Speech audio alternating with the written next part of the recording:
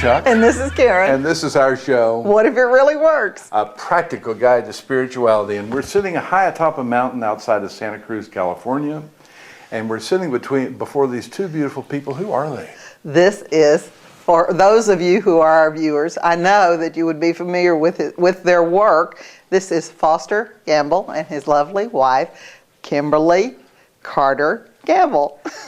We're so happy to have you with us. Thank you for sharing your home and for opening your hearts to us today and to our viewers. It's a delight. Thank you. Well, it's our delight as well. And as our viewers probably know, the two of you, have created this incredible movie called Thrive, out of which has grown or is growing a movement to try to help this shift that's going on in the world occur along a little bit more ordered path than it might otherwise be. Yeah.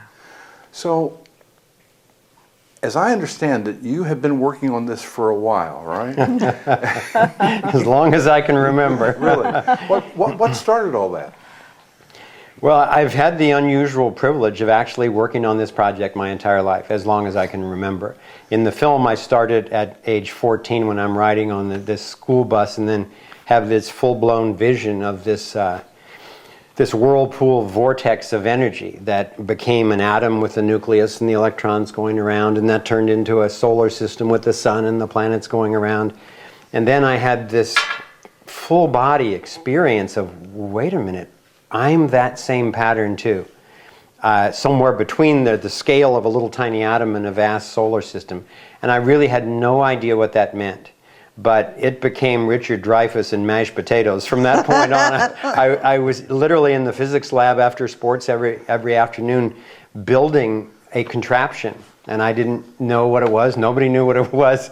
But ultimately, I had ended up getting all these blocks of glass and a light beam generator and had put them in this particular geometry where ultimately I curved this beam of light till it refracted all the way through these blocks of glass and came back into itself. So finally I had a floating ring of light, and I turned off the lights and there was just this floating ring of light in the room. And I said to my friends, I said, that's it, that's what I needed to build. And they said, it's beautiful. What is it? I said, I have no idea. Now looking back, 40-some years later, that was the torus that I was being shown, because I was really concerned that with the nuclear danger and accessing energy through nuclear fission, we were threatening life as we knew it on the planet. And I was very afraid for my well-being, for the well-being of our species and our planet. And so I think subliminally I was really asking the universe, show me a way out and I'll pay attention. Yeah. Wow. Well, you certainly did. Yeah. And not only did you pay attention, but you gave the attention to other people to pay as well. One of the things that we were talking about just a few minutes ago is that how important it's been that you have presented this movie, and you've done it in such an eloquent way that people who are not familiar with the information in there were willing to sit and listen to it and open up to what the concepts were. Normally, we would be having this conversation with people who already knew stuff about it, and then all of a sudden, you present it to the world, literally to people who are not familiar with this. Yeah, that was really our intention, was to be able to, shift the global conversation, but to shift it in arenas far and wide. And so we really attempted to make it so that we would be like covering the bases in a way that made sense. There are so many different subjects, and how to kind of touch on it in a way that showed the coherence. And we really set it up that Thrive would be the trailer for the website, and that the website would be the tool for the movement, because it was one continuous flow in our minds from the beginning, that the point of the movie would be to have like the artifact of the minimum sufficient information that we felt was needed to inform the solutions. It wasn't, I think the fact that we spend so much time on the solutions, because that's really the whole point of it to us, is now what do we do about it? So the point of the movie was to chronicle what's in the way and what we can do about it, so that we can be informed and leveraged in our responses, not just so that we can kind of, feel crummy about what's wrong, but so that we can use it to say, okay, well then now we know how to be organized and strategic in our responses. So that was really what we were after. And well, Foster's, I mean, I think, of course, we all bring our whole lifetimes to, where we are. The last 9 years have been really focused on making Thrive, the website and the whole creation that is now, I mean, let's see, it's been out for 7 months and over 4 million people and 18 languages. It's, fabulous to watch it be of such value to people, and especially for them to want to translate it into their languages, to get to their cultures, and to, I get emails and Facebook posts from, kids in universities in Pakistan and folks on the streets in Greece and all over the place, and to know that this work of cohering the story has been, like I said, of this value to other people. It's deeply rewarding.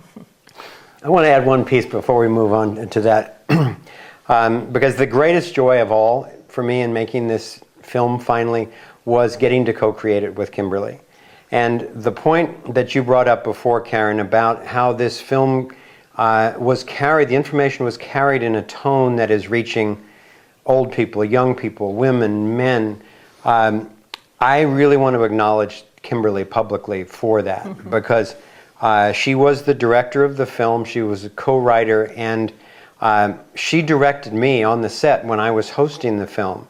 And particularly when we were doing the global domination agenda section, there's some very heavy information in there, especially if you're not familiar with it already. And I'm a pretty gentle, nonviolent person. I've been committed to Aikido all of my life and so forth. But still, I can get riled up when I think of what a few people are doing to destroy billions of lives on this planet. And Kimberly, bless her heart, just kept saying, let's try that one more time. And this time, just come from your confidence about the way out of this and give the viewer space to have their own emotional response rather than filling it with yours. Yeah. And if That's you wonderful, would and it like some worked. feedback on that, it's astounding to see you do that. It's astounding because I'm watching it and I'm saying, this guy's walking in the middle of a minefield. I mean, Well, she's a good one to walk with if you're going in a place like that. no, it feels like that. I mean, I'm sure that down the line somebody's visited you and said, listen, it's time for you to shut up. Well, I'm glad to say that hasn't happened, but I'm sure a lot of them have thought it. But you come across as really very measured and neutral and aware, but you're not angry. Yeah. And you've got every right to be angry because you know as much as you know. I actually think our hopefulness and just kind of calm with it has been an important part of the whole message, because what we found in making it was actually that the most informed people were actually the most hopeful. And I thought a lot about that because in the court, we also chronicled our journey with it. Like, we didn't start out knowing all of this stuff. We just simply had the time to pull on the threads and answer the questions that other people, didn't necessarily have the time or motivation to do on that level of research. So that's what we were doing. But as we did it, we went through our own process, and not always in sync too, so knowing how to talk about it, like When to talk about it. Not at bedtime. We don't get the new insight, about what some new technique of the agenda or something right before bed. But because we went through that ourselves, we knew, leave room here. This is a process, and people need what we needed, which was, in fact, we were concerned because we really had years to assimilate it. That we were asking people to assimilate in 2 hours. The thing that people had that we didn't have was it was all put together. And that we didn't get it that way. We sort of came upon something, and then we didn't necessarily have the solution to that, cohered in the same 2 hours that we learned it. So that was what we were hoping to offer, and we knew it worked. I mean, there are funny stories in the filming of it, like, we were trying to edit as we went because we knew we were going to come away with so much footage that we wanted to just walk off with having said, okay, that's the one we're going to take when we go. but I wanted Foster to feel good about it, you know, so we'd call it like, so, well, that's a 1 plus or a 1 minus, or we had all these little codings for it, you know, as we'd leave. And finally, when we did get to the space where it was really just present, heartfelt and present and clear, without having anybody else have our emotion with it in that way, other than our hopefulness. And that was the other part of it, to speak from our conviction that we actually have what it takes to get through this, because that's the bottom line, is that if we didn't believe that, we wouldn't have done it. It was that we absolutely believe that understanding the predicament is the best way to navigate our way out of it. And otherwise it's just kind of this amorphous mess of, you know, systems failure, instead of actually, you know, brilliant, resilient, wonderful people all over this planet, even though we're being kind of, you know, systematically distracted and abused. So because of that, anyway, that was what inspired setting the tone in that way. It was our own process that we wanted personally, and then that we wanted to share, you know. And we didn't want to put the film out before there was a coherence to the solutions that could really carry the information, because as we were learning the information, you know, we went through the same kinds of despair and anger and sadness and fear and so forth that I'm sure that you did as you were learning about these things as well. And that's not what the world needed, was more of that. But once we got to the place where it's like, oh, okay, now we feel like we're actually wrapped around this, we can see how it fits together, then by definition, you're bigger than it. And when we saw that each one of the major problems was human-made, that means it can be human-fixed. Yeah, right. It's not like a comet's coming toward the planet or something like that, and we don't know how to do this. We actually know how to do this. Through integrity and through freedom, every single one of these problems can be solved. So that's why we're really excited finally to make the movie. Yeah. When you talk about becoming bigger than the problem because you know what about the problem is, we are seeing this now a lot. People are saying, you know what, we're going to get through this, and the heart of the race itself is not going to be overtaken by this. Absolutely. And the other day we interviewed Bruce Lipton, and he was talking about how there's 3 trillion, or how many trillion? A whole bunch of trillion cells in our bodies, and they got there by combining with each other and cooperating with each other. Yeah. And he said, you know, there's 7 billion of us on this planet right now, and as we learn how to cooperate with each other and associate with each other and act together, we're bigger than all the problems that we can imagine. Right. Yeah. And we're going, as I see it, we're going from an era of warfare into an era of cooperation. I think so too. And we may be going faster than we think. I think so. In terms of the arc, it might be nice for you to describe Arthur Young's arc in this way, because it really fits with that. One of my greatest mentors was a man named Arthur Young, who was a philosopher, a mathematician, and the inventor of the Bell helicopter.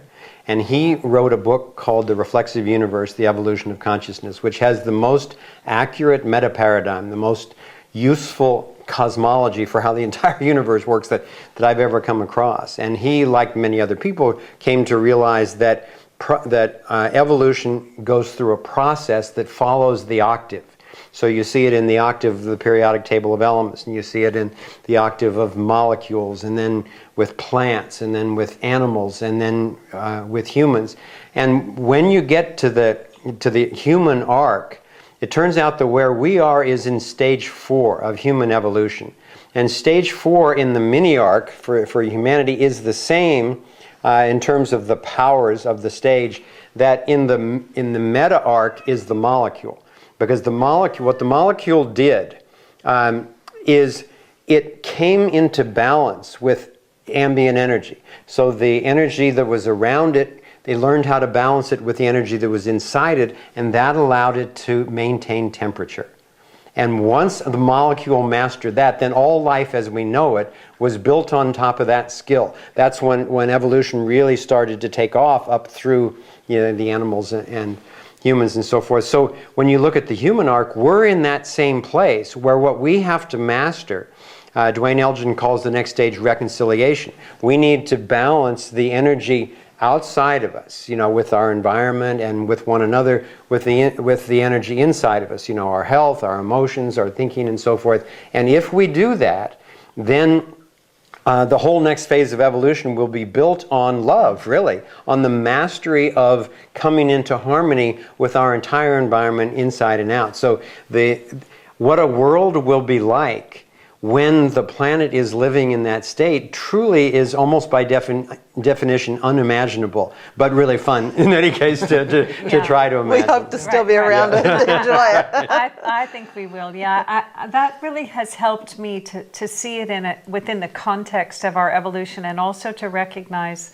that, when we were first looking into the banking, we had the notion of shutting down the Federal Reserve, or even what it was or how it was operating, was really not mainstream information. And in fact, when we recorded, even when I said in the top 10 things to do to end the Fed, even people on the crew were like, "Ooh, it's a radical thing to say that," and it's like that's what needs to happen. And now, I don't know. You checked not too long ago. How was it on the? When we were doing a little.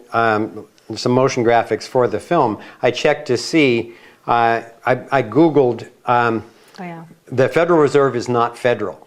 Because when we first started, it was hard to find anything on that. Right. I Googled it a few years ago when we were doing that. There was over 31 million hits on that phrase. So that's an example of how the consciousness of information as well as awareness is shifting so rapidly on the planet. Right. Yeah, I think on all levels, in terms of interdimensional reality, in terms of the evolution of consciousness, in terms of what's in the way to stop us right now from realizing our full potential, and people getting into solutions. We went on tour recently with Thrive, and I'm telling you, in every city that we went to, it didn't matter where we were, the places were packed with people, and they wanted to focus on solutions. It's like, okay, thank you, we got the picture, now what can we do about it? Which is exactly what we want to be talking about too. Yeah, we thought we were going to be spending 6 months to a year arguing about whether or not the Federal Reserve was federal, or whether or not there's any conspiracy going on. And of course, a few people are going to do that who haven't done their homework, and that's fine. That's what the website is for. But most people are just like, oh, finally a story which actually makes sense and rings true. Given that, now how can we organize? What can we do about this? And as Amy Goodman says, said to us in our interview, the only thing more powerful than organized money is organized people. Thank goodness. Exactly. And an idea whose time has finally arrived. Yeah. And that's what you're signaling to everybody, that it's time to deal with this. We're grown up enough to deal with this now. Right. Well, we got the opportunity to begin implementing phase 3 of the Thrive movement just 3 weeks ago. Because the first phase was, as Kimberly said, was the movie, and the second phase was the website. The third is what we call the Solutions Hub. And there are tools that we've learned in our own activism and gotten a chance to, need to try out in some dire situations that have been very successful, that we're passing on to communities, that help communities organize effectively within their own geographical area by sectors. There are 12 basic sectors that we describe in the movie, which seem to cover all of human endeavor. And when people organize according to their favorite sector, whether it's media or environment or health or spirituality or arts or whatever, then they can work on exactly what they want to work on, and meanwhile share their needs and share their resources with people from the other sectors. And whether you're working on one issue or multiple issues, it allows you to stay as one whole system. And everywhere we went, there were Thrive-inspired solutions groups that were starting up, and we've been Skyping into places all over the world where this is happening. So we put up the Solutions Hub 3 weeks ago, and as of this morning, I think there were 123 groups from over 25 countries already who are now in communication with each other, sharing best practices, sharing flyers, class action lawsuits, petitions, and so forth, so people don't have to be recreating the wheel.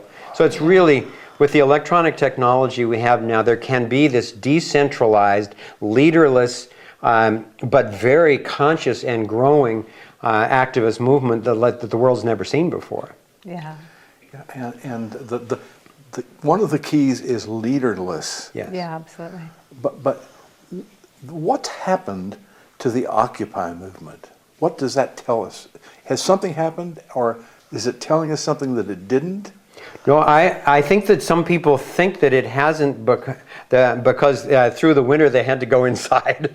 And frankly, a lot of the street activity is sort of the surface. It's like it's like when a duck's paddling. You see something going on the surface, but there's a lot of activity that's not out on the streets. And I got the opportunity to present Thrive and participate in a number of workshops with the first National Occupy Summit in Olympia, Washington a few months ago. And it was fascinating to see all the activities that were going on because people were getting organized. They're using organizational tools. They're really exploring not only strategies but principles. What are the ethical principles around which we can base solutions, given that I think one of their biggest successes so far is they're not selling out to the right, they're not selling out to the left, they're not selling out to the unions. Any institution which hasn't worked to solve these problems, they're saying you're welcome, but we're looking to create something new here. We're not exactly sure how to do it, but we're going to keep going until we figure that out. And I'm in collaboration with a woman in Los Angeles who runs their media down there, and she's created a secure network for live streaming all of the Occupy hubs, thousands of them worldwide. And we're now going to be collaborating. She's a big fan of Thrive and really understands this 12-sector solutions model. So we're just starting a collaboration where we can share that with them. Yeah, one thing I want to add about that's been helpful for me, like in understanding ourselves within the evolutionary perspective, is that organic things are messy. And I think that this, our evolution, the evolution of human consciousness and how we get from where we are to a thriving world, it's going to be a messy process with a lot of stuff that starts and stops and looks like this and then shows up over there and morphs into this. And I know, I have a big organic garden, and it's just the way it goes. It's the way life evolves, is in a messy way and makes quantum leaps and then looks like nothing's happening and then something else shows up. And I think about what's happening now, and what I notice is just, it's not just the world that I'm in. Like, one of the things is Thrive is just as popular with Republicans as with Democrats as with independents, because we transcended this kind of political polarity and got into the principles. And that's where people want to be, And we knew it didn't matter what country you're in. It doesn't matter what level of formal education you have. When human beings are meant to thrive. That's the reality. Just like you plant a seed, it's meant to grow into its full glory. And something's been in the way of that happening, and we're reclaiming what that is and making it so that we can thrive. And that process is just going to be a messy, organic thing. And Occupy is a part of it. I mean, I felt like what happened with Occupy coming out before Thrive, it was just like, it couldn't have been a more helpful, bountiful synergy. And so I'm very grateful, because I think it seeded the field. I know that more is to come, and I look forward to what that is. Whether I can see it right now or not, I have confidence that movements are happening, and they're happening all over the place. And I mean, I'm really oriented myself. I just love the international scope of how it's happening, because I think we can learn so much from each other and recognize, like covering the ET phenomenon, for example, which was a real controversial thing to do in America. But, in other countries where the governments have even acknowledged UFOs, and it's just not that big of a deal there, the people there don't have any resistance. And I think that that's valuable for Americans to see, that they might even be a little provincial in this regard. And the other thing was, by covering so many different topics, we got, folks in the Fed movement to be talking to folks in the new energy movement, to be talking to folks who are into ETs, who are talking to folks in the money. So all that kind of stuff has been really fun for the cross-pollination. And again, that's a messy process too, and I just kind of like to see what comes from it. And I was watching this movie as recently as 11 o'clock last night, and it's not the first time I watched it. And there was a feeling that I got, oh my God, these people shouldn't be talking about this. we're not allowed to talk about this.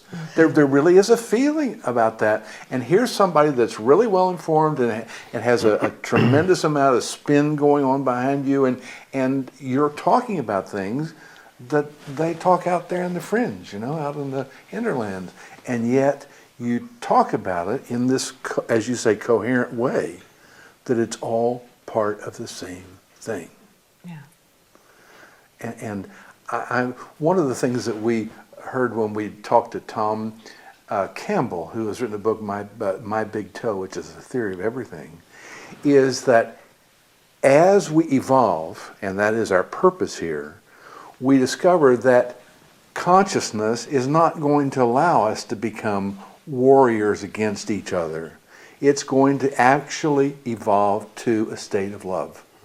That's just how the cells in your body get along, and that's how the cells are going to have to get along in the planet, in the solar system, in the galaxy, in the universe. Yeah, that's the molecules lining up that Bruce was referring to. And one of the beauties of this international solutions movement that we're offering our part into is that we're not trying to claim, okay, now everybody come into our movement. That's why we're collaborating with Occupy, and now we're in communication with the Zeitgeist movement as well. The Foundation for Conscious Evolution, Barbara Marx Hubbard, it was with her 10 years ago that we were working out this 12-sector model, and the Shift Project is using that same wheel model.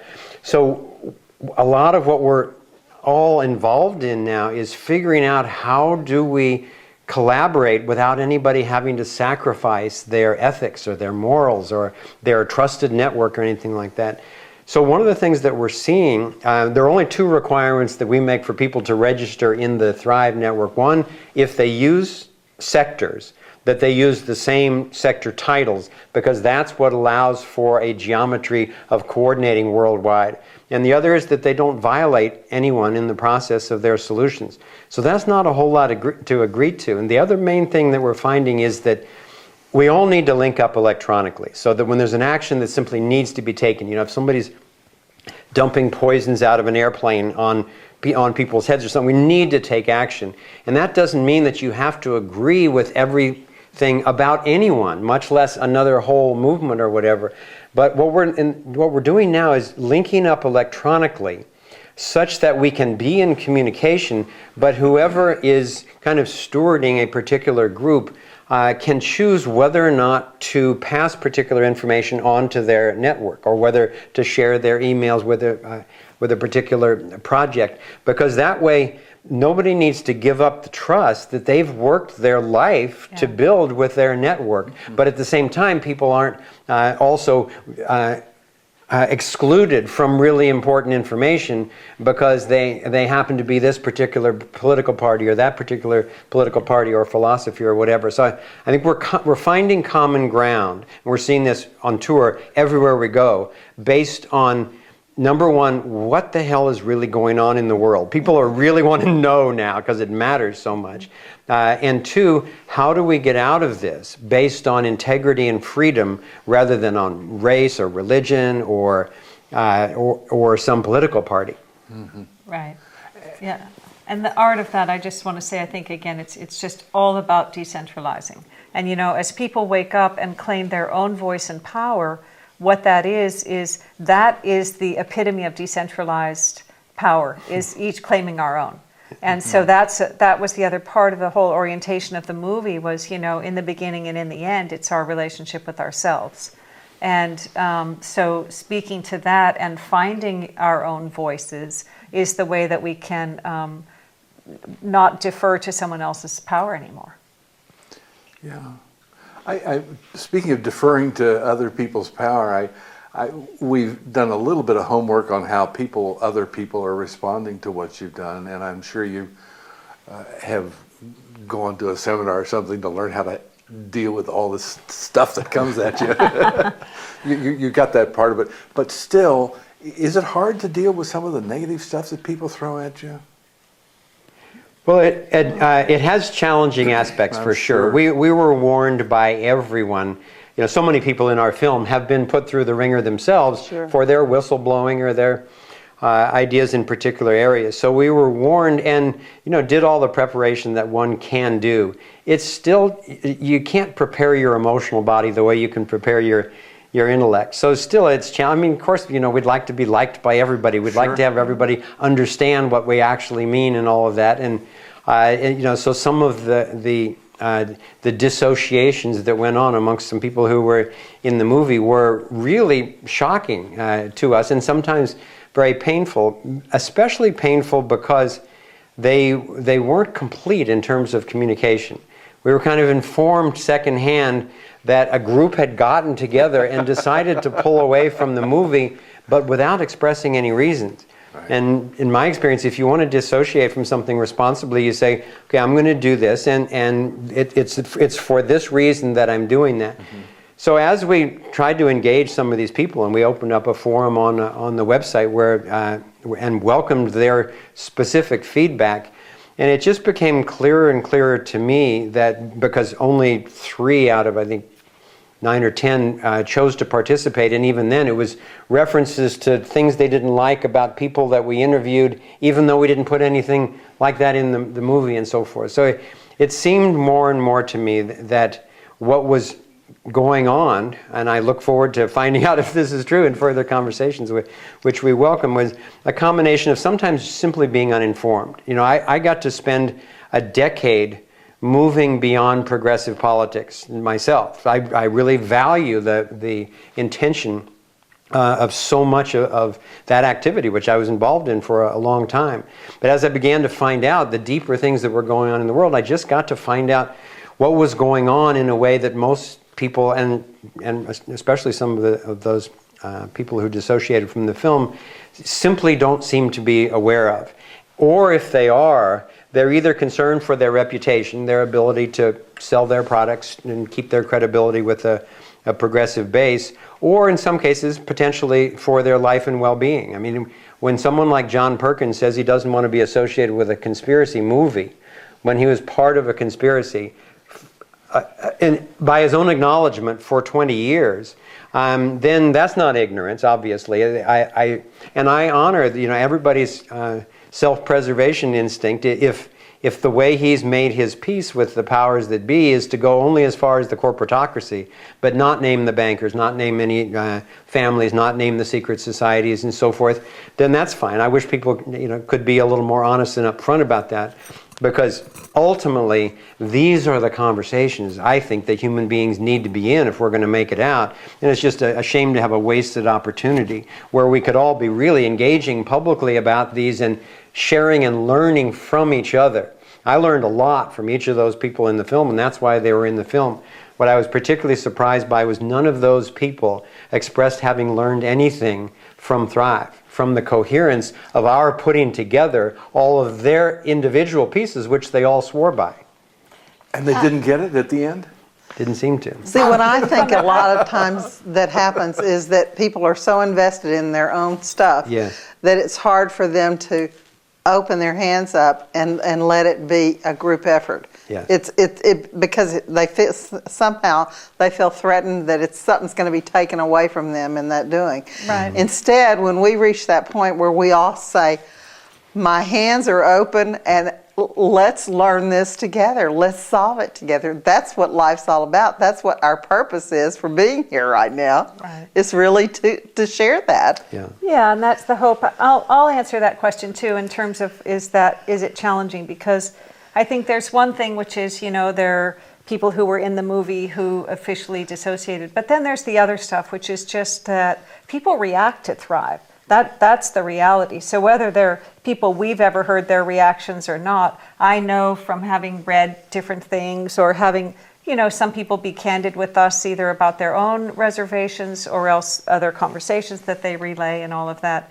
And like Foster said, I mean, I felt very intellectually prepared for that. And we knew, you know, we were risking our lives. We were risking our reputations. We, you know, went into this with a pretty good understanding that this was going to happen. Like risking your reputation, we knew we would be smeared. Like, right, we just said, okay, are you ready? You know, like pinky swear, here we go. You know, kind of, that was the level that it was. Sure. And still, I mean, I know I had a week where I could barely sleep, you know, of just like, whoa, I had to sort of learn how to hold it. And what happened for me is I think it's been one of the most valuable, liberating, empowering experiences. And I wouldn't trade it for the world now, because I realized that my truly having peace inside myself and claiming what I stand for and why, whether or not, you know, I learn and change in some regard, then I'll be public about all of it. You know, I just feel that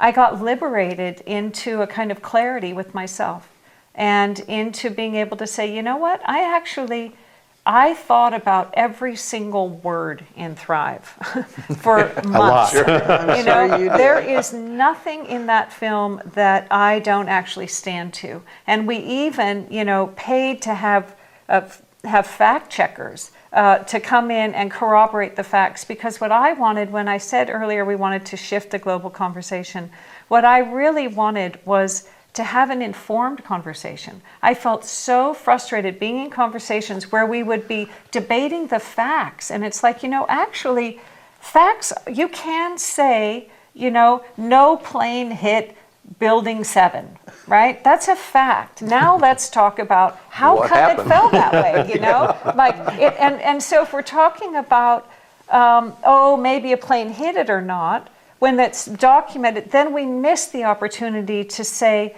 you know, what are the ramifications of this, of us not having the full story on what happened? Yeah. What could our government actually be aligned with besides its own citizens? Like, I remember sitting with that for a long time. That was a process for me to unpack that. And so the fact that I did unpack it, and that I now stand to the discomfort of naming that, and having people react in whatever way they need to react to, I find actually a greater peace in my heart than I had before any of those confrontations, because it's like you're forged, you know, through the fire. There's truly something that happens where you get to find out, you know, am I willing to be uncomfortable in the face of what's been normalized? And I'm very grateful to say that I found out I am. I am willing to do that, and that it's actually, the first hit is the hard one, but after that it's sort of like, oh yeah, that's right. Like some guy was rude in my on writing to me and on my video blog I put out the other day, and I noticed my response to it was really different. Like in the beginning when I got those, it hurt my feelings, and now it's like, okay. Oh, Danny Sheehan, who's in the movie, one of the things he said when we were talking about it, he said, you know, Kimberly, he said, some people just opt out. He said, and they don't even know that's what they're doing, but they're opting out of this particular movement that's going ahead here. Mm-hmm. And, you know, in terms of something personal for me, that it also helped me realize is that my purpose in making Thrive was to function as the bridge. I was the one who took the scientific information and the technical information, the political and economic information, and really worked. I mean, we all did, but I feel like my role as producer, director, co-writer was a lot to translate, to have it be as simple and coherent and clear for people who weren't experts in the field. So I related in terms of my purpose as a bridge.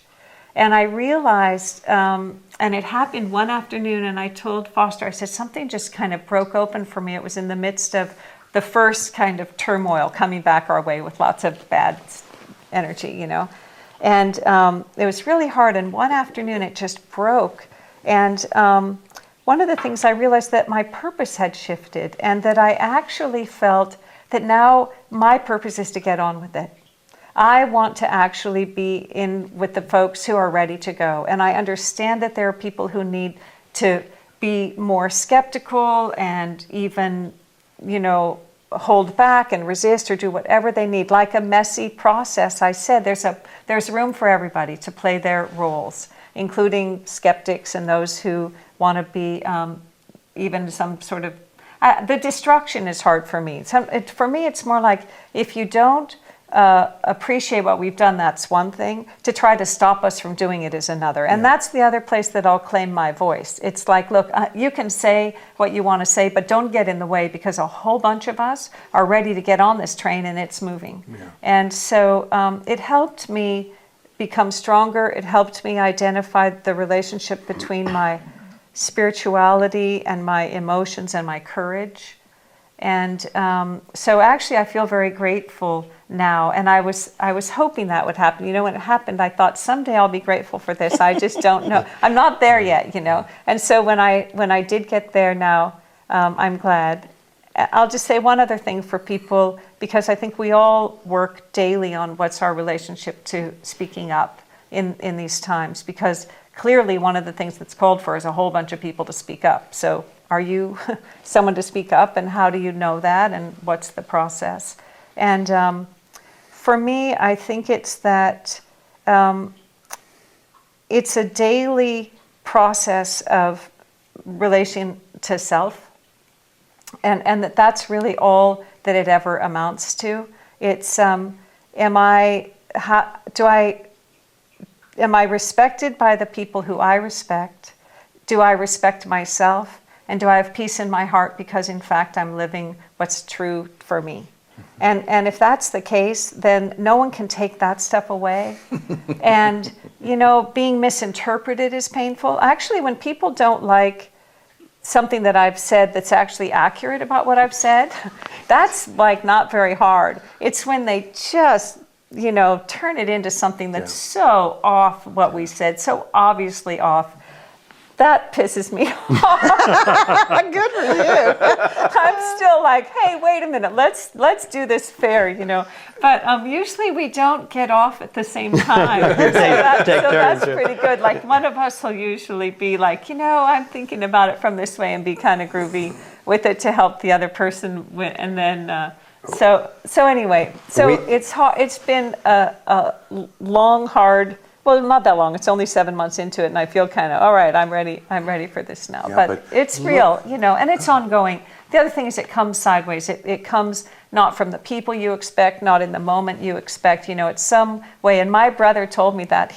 My brother's a filmmaker too, and in fact, I'm proud of him. He's the production designer for Avatar and Forrest Gump and all kinds of movies. So we talked about it, and he said, well, I'll tell you one thing, whatever it is that's going to come, it won't be what you think. So we had this really ironic week on this topic, because we were on the road when we got this letter about the dissociation. And I also got sent recently an email. Somebody sent me this quote, kind of an email of support with this quote that said, those who think it's impossible would do well to stay out of the way of those who are making it happen. Yes. And on the road, we were going from one packed house to another of people who were so grateful for the information and ready to get on to the solutions. And then in between those screenings, we were visiting these labs where these people have these free energy devices where you can see them working. And then we ended up visiting with a family who is having direct, ongoing contact with extraterrestrials, where they've got film and video and they've got audio stuff. It's just absolutely amazing, beautiful, mind-blowing stuff. And then we get this letter saying, I don't want to be associated because this is, you know, a taboo subject and all this kind of stuff. And it's just like, oh, okay, we just, you know, surrender to doing what we can do, and other people need to do what they need to do as well. And it's always important to remember, don't take anything personally. Because your job here on the planet, why you're here, is to do this now. Exactly. Yeah. Just like ours is to do what we do. Yeah. It's to get the message out there, because just a little bitty wakes somebody up. It can be the least little thing that wakes somebody up and gives them information that they didn't have prior. Right. And y'all have given them that. Well, it's just, to us, it's so wonderful. Yeah, it's just terrific. Well, and what you're doing is our dream come true, because we are fully aware that independent media is literally the arteries and veins of the global body right now. And if we've got, true blood flowing through those veins with the kind of independent media that you do, then we'll be able to make informed decisions. We'll be able to connect and and organize. So bless you for what you do. Thank you. Oh yeah. We have a sense that we're doing what in theological circles you call a calling. Yeah. But you must have that same feeling too. Can you talk about that a little bit? The spiritual side of what you're doing? Yeah. It's funny. We were talking to someone earlier today who's very experienced with interdimensional realities and exploration, and I realized we were in a group call, and I feel like I was the one who's sort of the least explicitly experienced in the whole field. I really have been a activist ever since I went to Berkeley in the 60s, and I've really come at this to be my orientation was look, the agenda of suppression is very well organized, and we really need to get ourselves organized. I'm the producer. Like, the producer's the one who makes it happen in a real organized way, and so that's a big part of how I think, and I'm strategic, and at the same time I've had my core identity is spiritual. I certainly recognize that I'm a part of this, cosmic grid that every day I, intentionally tune into. It's that I've experienced it as intuition or a hunch or things like that. And of all the things I got exposed to in the course of making Thrive, which was, huge amount, the evolution of consciousness and the exploration of interdimensional reality is the thing that has lured me the most, that I wanted to get into. And I'm turning 60 this summer, and so I made my date to go to the Monroe Institute and to explore this further. But I would say, in terms of a calling, that for me, I think I've registered that in terms of inner peace, like that I have sort of a visceral and strong emotional relationship with myself and my life.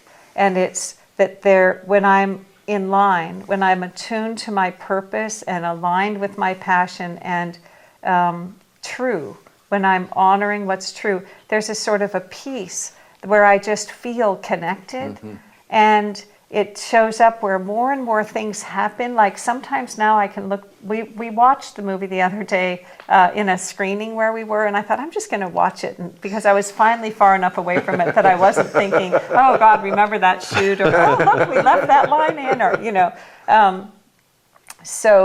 I was watching it, and I could even recognize the scenes that had been given to us. I felt like I can remember going, this needs to happen right there, and it came out faster than it could have been a thought. It was so clearly given to us, and even the order, because when you look at how many ideas there are in this movie, there are a lot of ideas, and how to make it seem like it naturally flows from one to the other.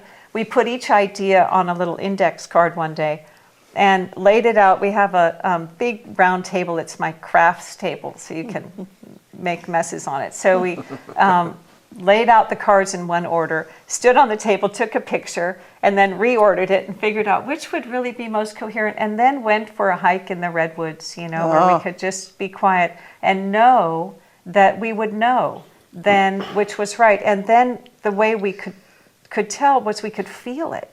For me, it's just that feeling of like, oh, now we're aligned. So my experience of heeding the call is to pay attention to like just a feeling of peace that I have. And I'm interested in learning more, as people are so educated about the field, and I want to know more about, how it really works and stuff, to the extent that people can articulate that. But I know that I feel it, I experience it as a peace, and then it comes out as courage. And so those are kind of the ways that in my own life, being aligned with my calling and heeding it, have shown up. And, there's nothing better than finding your true partner do that with. And You think? especially because our purposes are aligned and different.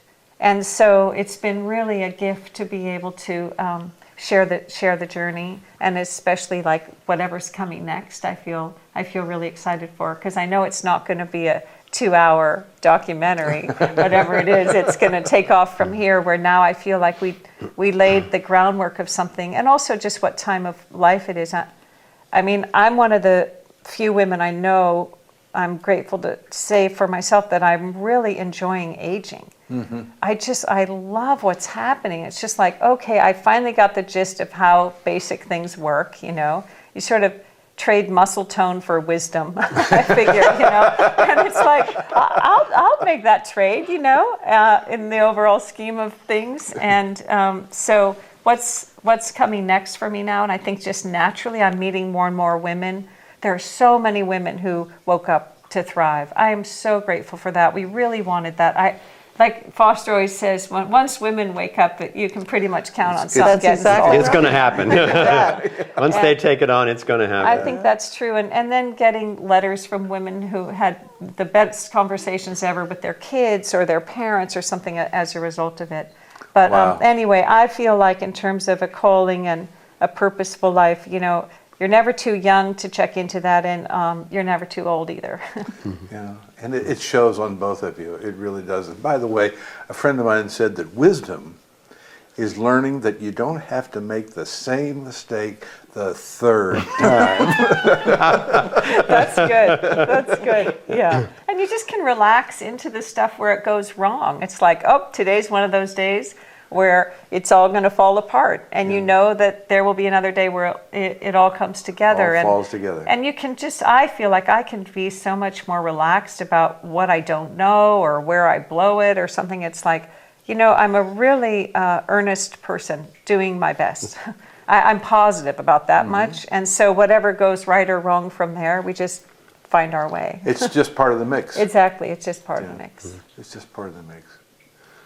Well, I feel so blessed to have been able to live a purpose-driven life and actually feel like I'm in the process of completing my mission here. Because I can't remember when I wasn't on this mission. When I was in elementary school, I was a little tiny guy, but I was really scrappy. So I was an athlete, so I was always breaking up fights and telling kids, it doesn't need to be this way. You don't need to, let's just sit down and we'll talk it through.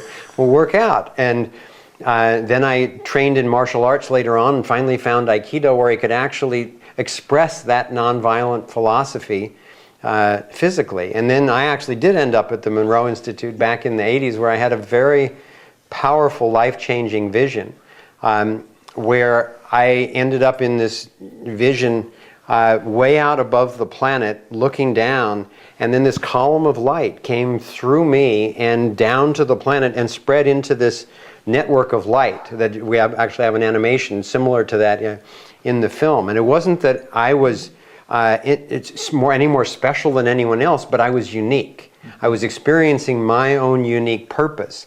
And that's what I've been able to devote my life to, is figuring out how to line up with the light or the love or the life force, whatever you want to call it, and then teach whatever I learned to whoever else is interested. And to be able to get to do that through Thrive, where I love art, and to be able to get to be involved in the music and the graphics and the writing and all of that was just ecstatic for me, really. And now, as I mentioned, with launching this Solutions Hub, Kimberly has been noticing just in the past few weeks, I have been more relaxed. I've been, my sense of humor is enhancing, because what I came here for is in essence out of me. I'm like a plant that's actually cast off the seed. So I don't have a certain level of stress that I used to have about what if I don't get the benefit of my search out there where other people can benefit from it. People ask, well, are you concerned about your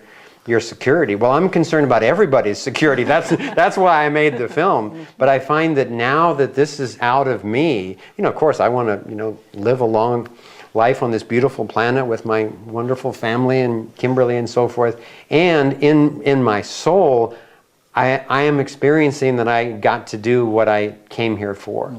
So I'm I would be forever grateful for that, and it'll be interesting to see what comes next. So you've already passed the filter. You're all of it now is just how much more can you grow? Yeah, it's back to Kimberly's analogy of the garden. You know, we're moving into a different season, but it's not like things go backwards. You know, as a plant, I'm continuing to grow in my consciousness, and through my scientific studies as well as through my spiritual pursuits, I'm convinced that this isn't it. That this is a nice costume, a nice vehicle for this particular series of decades. But I'm especially curious to see, in terms of the octave, what's next for me. I just want to make sure we get to do it together. We understand. But I said that to Kimberly once, and she said, "Nature's too efficient to have had us meet and then have us have to separate." And that's how we feel about each other. We feel the same way. Yeah, it's really. It's wonderful when you find the right partner that is just so in tune with you that it's a real dance. Yeah. It's everything it's cracked up to be, and really, that's why everybody looks for it. Because it is worth it. It is worth keep it. looking if you haven't found it yet. I've thought about that some in relation to Thrive when some people have said that it's really helped them in their partnerships because one person in the partnership before had been awake to the information, but when you talk about it without it being all coherent, it just seems so far out, or you try to turn them on to somebody that you can learn from, but maybe the tone or whatever of that person, they can't listen through, or all of that. So to think that it's been helpful in people becoming more aligned, I've been grateful for that too. And that there's something happening. Yeah. There really aren't any accidents, and there's something clearly happening that we've never experienced before. And that enough of us have been called into the game, some of us kicking and screaming, but we're here, and we're here now, and we somehow or another know what to do. Yeah. And somehow or another we have been given the opportunity to put this out to people in ways that they can understand.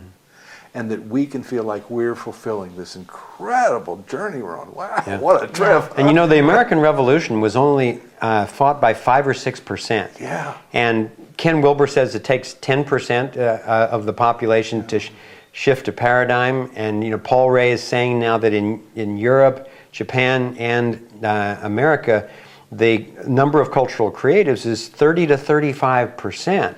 So imagine as people with that kind of intention for peace and justice in the environment and so forth are now waking up to what's really going on that we've all been duped in before, there is an alignment coming together that is so encouraging. I have not been so optimistic in 15 years. And my kind of last big fear was that the internet would get shut down. Yeah, and that's still a big fear to me. And I'll tell you, I was sitting at my desk one day when 3 different people sent me the trailer for Anonymous. When Anonymous first came out, and I watched that trailer and just sat there and wept in joy that prayer too had been answered, that the brilliant computer wizards all around the world were already banding together anonymously, committed to keeping those channels of truth open. Yeah. So even that one I'm feeling tremendously relieved about. Not that this isn't going to be a messy transition. Yeah. It already is for billions of people, most of the people on the planet. But I think once people catch on to a coherent story, and once they're able to really start living in fulfillment of their mission, the reinforcement is so strong that I think that the acceleration will be geometric. It'll just, like Peter Russell talks about in The Global Brain, it's going, hyperbolic now at a rate that we couldn't even anticipate, because consciousness is that way. Once it learns the feedback system, it's going to want to go with what feels good.